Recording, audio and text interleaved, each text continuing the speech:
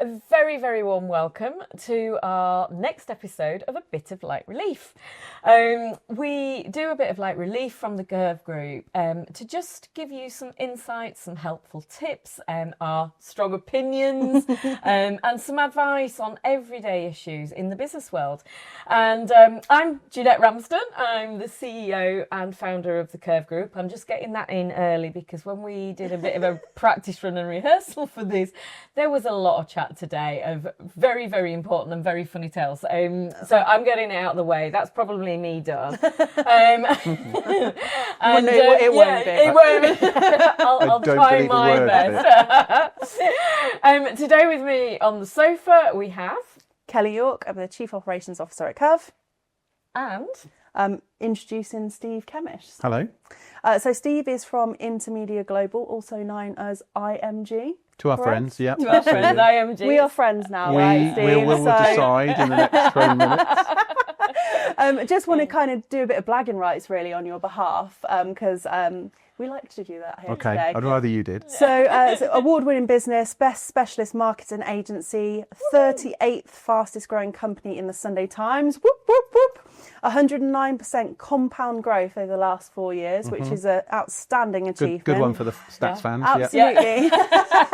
13.5% sales and across 20 countries. So we're very, very much in good company today. Well, that's right. I know Thank you've you. got the bell because I've listened to other episodes. So The dinger. He reckons I won't get him on the dinger for a gratuitous plug, but yeah, we'll that was a put gratuitous plug of your bell that you've done, but fine. Done. For you today. Dinged. Thank you. Yes, that all sounds very impressive, doesn't it? Thank Very you. impressive. My mum's Thank very you. proud. Yeah.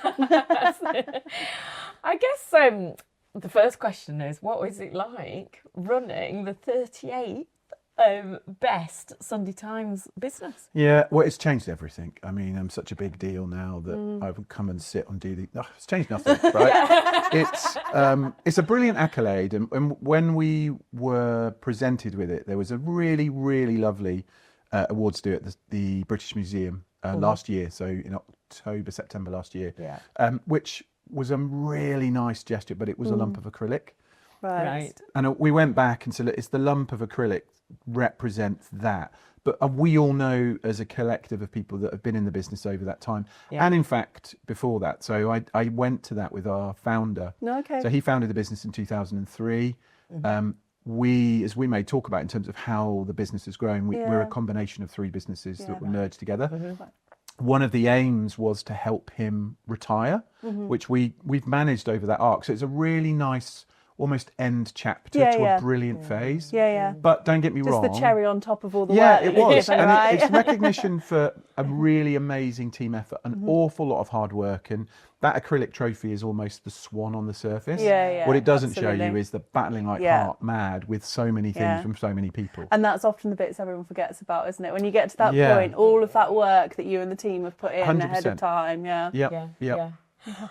So 3 into 1. Yeah. That's something that we get quite involved with at the Curve Group. That is acceptable. Was that one all right? That's not an easy achievement. What sort of lessons did you learn along the way on the 3 into 1? Yeah, it's a really interesting phase. So as I said, the business has been around since 2003. It's almost had two chapters. The first 17 years, where it's a very data-driven marketing organisation. My organisation came in through a share swap merger in 2021. So 4.5 years ago, we acquired another company exactly a year later that specialist in technology, marketing tech. What we were trying to do was almost challenge the calculation of does 1 + 1 equal greater than 3. Now that might look like revenue and numbers, and you mentioned last financial year we did 13.5 million turnover. 4 years ago we were about 2 million. So that's that compound growth. So if you look at it from that point of view, maths holds, because the 3 companies apart are now significantly more valuable together. But that wasn't all it was about, because that's missing sight of you can be, and I've been in organisations that might purport great numbers, but the culture's awful. Yeah. It's just sell, sell, sell. And the other part of it, which I think is more interesting for this kind of discussion, is what's it like to effectively have a new blended family as a work? Absolutely. And what I'd say, it's almost like putting stepchildren together. Yeah. Dad's met a new mum, we're all going over there, and you just got to get on. Yeah. Is not necessarily a good way. Yeah. And the parallels for me are around this time of year, right? Just having come out of Christmas, where if you meet a blended family, well, hold on Christmas Day we do this actually in our house. Yeah, well, we do presents then dinner. Well, we do dinner then presents. Yeah. And culturally, it's the same with Three Together. Is you've got three different businesses with different operating procedures. Yeah. The boring yet essential kind of manual based. But you've also got three sets of humans. Yeah. And it's the little nuance. I think it's the small stuff that if you don't focus on it becomes big stuff quickly. Yeah, and I think, I mean, we are witnesses to this a lot. We work with a lot of kind of mid-tier businesses that are acquisitive, so they're growing on an acquisitive strategy. And if you don't get that integration and that people piece right, it ruins a business overnight. And you end up, the value that you bought in the company, you lose the people that produce the value from those elements, and it just doesn't work. So it's nice to have a success story of that. It is doable. It is hard. Yeah. Don't get me wrong. Again, under the surface, there's a lot of change. A lot of it was just catching up with process, because at the same time, we've grown a lot. And I describe our headcount at the merger 4 years ago was about 14 or 15 people. We are up to about 40 odd people. Yeah. So I've said to people, it's a bit like going through puberty in 6 months. We went through our teens in headcount in 6 months. Yeah. Now, I'm not a scientist or a medical practitioner, but I don't think I'd recommend going through puberty to anyone in 6 months. Not that quickly. No, exactly. There are a lot of tantrums. It just leaves a 6'5", 27-year-old just looking With really a 12-year-old brain. grey-haired and knackered. But they're important lessons that if you don't move fast with process, as well as the really important bit of what do people want and care about when it's a new place, because it's your company and you've got a direction of travel, but you've got to bring people with you. Yeah, 100%. And they'll have those minor worries Yeah. that if you don't get to those and try and iron them out, you can't solve all of them, but at least if you know about them, you can recognise them rather than just blindly go, right, we're going this way now, children, follow me. Expecting them to follow. Yeah. And how do you fit? What did you do well to keep those individuals engaged? Because I'm sure that's what our community will want to know. So this isn't about me. This is a team of people. Yeah, of course. Yeah. But we talk to everybody. So when we did the merger of the three companies, it was of a size that actually I sat down with everybody on the basis of stop, start, continue. So it doesn't matter what your role is. We're kind of three into one. What, from your experience in your role at a micro level and at a macro level of what you can see from this new company, what would you stop? What would you start, and what must we continue to try and get that input? And it's amazing in terms of, there was nothing revolutionary, but again, it was the small stuff. The communication. Right? Well, the 1%, communication actually is a key one, because that can go so quickly. But it goes. Yeah, it does. Yeah. Back to that puberty point, right? If you're running a company, whatever industry you're in, where there's 10 of you in a room, everybody knows what everybody does. Yeah. It's not written down because it's in heads. When you go from 10 to 20 to 30, you have to have the process. And even then, communication becomes difficult. Yeah. So I thought you were doing that. Who's doing that bit? What, that gets dropped down the sofa of life if you're not careful. So communication was one, but just airing small things so they don't become big things. Yeah. Can we change it all? No, but we could translate it into rewards and recognition. So for example, one of the things that we recognise quite quickly, as a small business, we can't compete with a lot of our big competitors. We don't have many direct competitors, but we often end up in the worlds of the big management consultancies. So Deloitte, KPMG, PwC, etc. They'll win every time on packages for us. What we can do is things like we did unlimited staff holiday.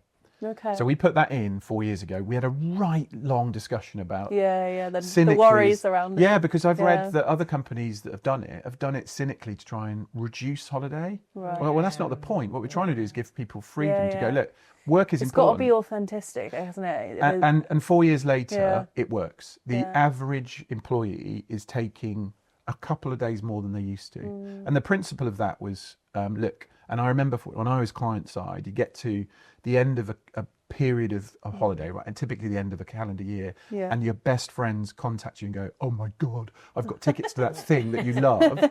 And you're like, oh, I can't go, I haven't got any holiday left. So this principle was like, don't miss that thing. Or we've got a lot of families, we've got a lot of parents in the businesses. You don't want to miss that sports day, or that they're the third tree in the nativity, right? That's a really important tree in a nativity. But they can't do it because they can't get the afternoon off. So it was to try and say, well, how can we adapt? How can we as a small business be flexible? But also, and we put that policy in others, and we went, well, we'll just review it. If it doesn't work in a year, it's the beauty of being in a small business. I worked in large organisations, and I've tried to make sure that the good that I've learnt there came out, but an awful lot of the really archaic, slow, dictatorial stuff that comes with big business, we don't need that. We're a speedboat. I don't look like it, but we're a speedboat against tankers and slow moving. So it gave you kind of the flexibility around your value proposition to be authentic. Our staff value to give what proposition, you yeah, needed. absolutely. And we married it to, we have 7 values that are really important to us. Our strap line was go beyond. When we did that first merger, we rebranded a bit. And the idea of go beyond traditional marketing in the way that we used to do it. And we then said, well, what does that mean to us? And we wrote down 7 values. The top 2, and I won't bore with all of them, are make others look good. We're testing you now.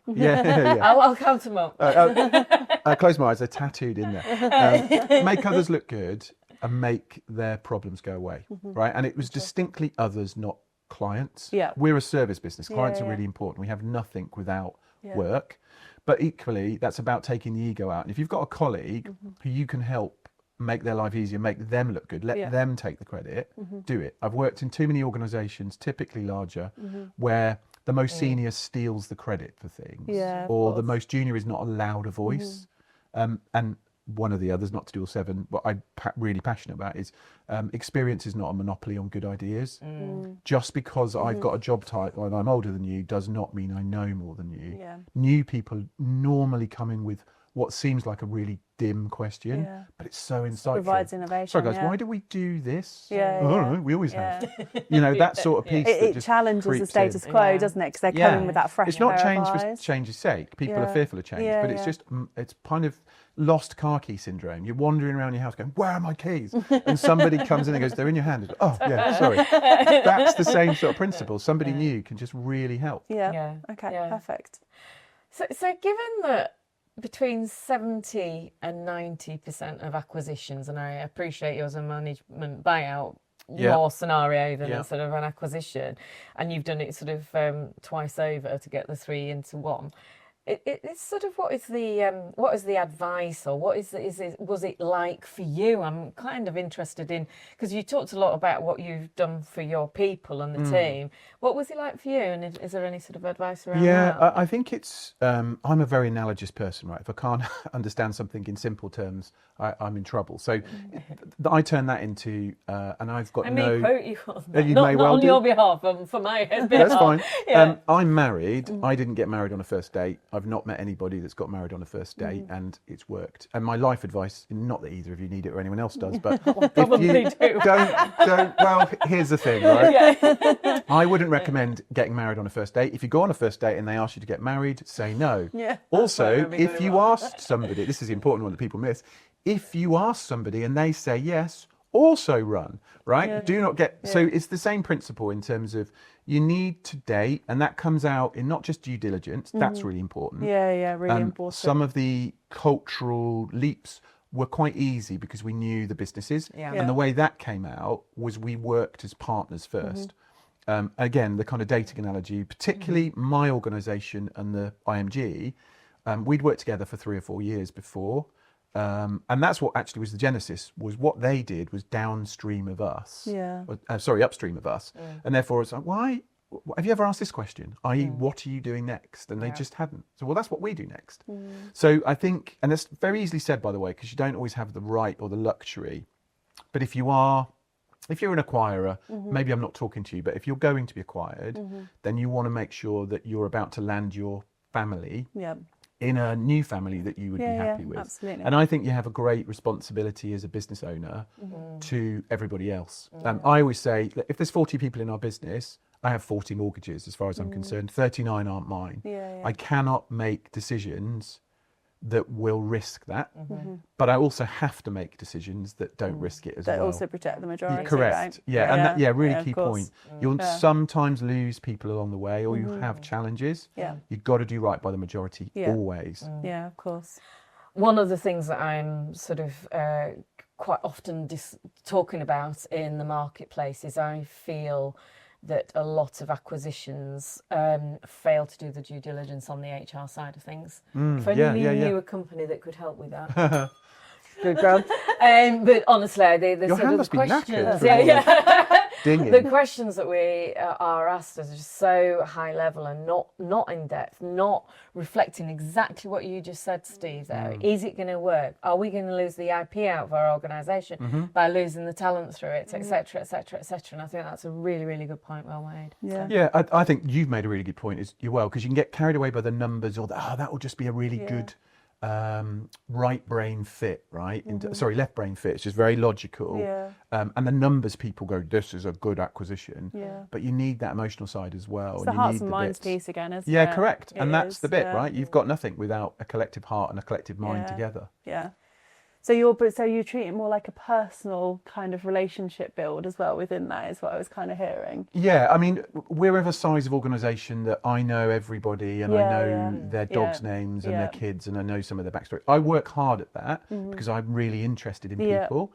But if I was a company of 500 people, I fully accept you can't have that. But you still need the principle of synergy, don't you? Correct. And That's you the need the point. culture that you filter out through management that says, well, if you're not employing management that give a crap about people, because we've, just as your kind of intro said, we've had an amazing 4 years, but I've been in this world 16 years in terms of agency. I know ups and downs. And the bit that I always lament internally is it's not when things are good, it's when things are bad, and there will always be change. And if you're not worrying about getting your ship in order culturally, process-wise, operationally, commercially, when things are good, you're going to be in trouble. Because it's not if, it's when things change, when you're a service business like ours. Oh, absolutely.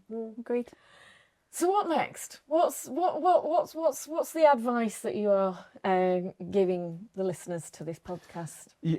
Well, for us, what's next is business as usual, right? We charted at number 38 in the Sunday Times. Madonna, by the way, charted Vogue 38, first time entering. She went on to number 1, so no pressure. That's the plan. That's the plan. Yeah, my aim is to be like Madonna, or to get to number 1. That thing, we said the 38th fastest. I don't think that'll ever happen again. That was a period of time, and we've really enjoyed it internally. It's got us some kudos. By the way, it's also back to changing our lives. I get way more pestering now via all sorts of different avenues for people to sell their wares that I don't need, we don't need. So you can get fame you don't want, but you can switch that off.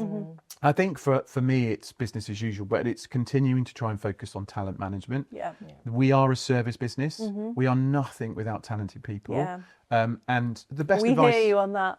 Yeah, exactly. But the best advice I was given years ago for free was, and it's so obvious, but surround yourself with good people. It's much more enjoyable. I'm really fortunate I work with a collection of people that I really like working with. We have an anti-culture of people and organisations that we think will be wrong to us. We call them Dylans. They're just a kind of code name for... people and companies. And by the way, we've been brave enough a couple of times over the years to say no when we've won a pitch, because we can just go, this smells like it's going to be hard. There's got to be synergies there as well. And it's not to do down that organisation, just fit. And I have a responsibility, we have a responsibility to make sure people don't get beaten up left, right and centre by people that are not fair. Manners. So just cultural manners in terms of just respecting that. On the other side, we're in an industry where we're quite used to the 4 o'clock on a Friday. I'm really sorry, Steve, but I'm in it. I need something by 11 o'clock on Monday, or otherwise, my kind of career ends. Right. I want people that have got empathy, that go, I get it. I can't do everything, but I'll help. I'll try. And so we actually, from a recruitment point of view, always look for people that have worked client side. So nearly everyone in an organisation has worked client side before they come to supply Understand the side. pressures. Yeah, they get it. They've been there. They know it's not that person trying to ruin your weekend. Yes. It's somebody's moved a thing on a spreadsheet in another office that person's never been to, and they're then landed with, well, what do I do? Well, we try and make the problems go away and make them look good. Absolutely. Where we showing can. that flexibility to kind of understand and kind of empathise with the client is what makes you a better And empathise with the colleagues as well, right? So it's back to the holiday. So holiday is a fair use policy. We have some people that their goal drivers are holiday, and therefore they take more than others. That's fine because that's their reward system. Others will, as I said, they are taking holiday, but the trade back is we don't want someone's weekend ruined, but we do look for people that go, okay, it's give and take here. Yeah. How can I help? It's 4 o'clock and I'm not going to just push off. On a Friday, I'm going to try and do something. I don't want a weekend ruined or a relationship or a lost time with children, but it builds much more of a team togetherness that way. Yeah, agreed. Yeah. Perfect. Steve, wow. What a journey you have absolutely been on. Oh, I always say when I say journey, I have to have a drink. But anyway, honestly, I think we could speak for hours this afternoon and sort of hear all of your sort of lessons and advice that you have to give us. But I think, we need to call it a day somewhere. I think what you've achieved is simply tremendous. You're also a very articulate speaker, and I've got certainly a lot of good insight today. Thank you. It's all AI, by the way. You were never tell anyone. What I failed to mention is that Steve is actually an amazing DJ. Yes. And DJ Steve, spin that wheel. Thank you so much for joining us, taking pleasure. the time out. It's been truly wonderful to hear your insights, and it's no wonder that you've got to where you've got. That's really kind. At home, hopefully you've enjoyed this too. If there are any topics or subjects that you would like us to cover, please do let us know. We're very, very interested in helping our community in 2026. And thank you for joining and listening today. Thank you. Thank you.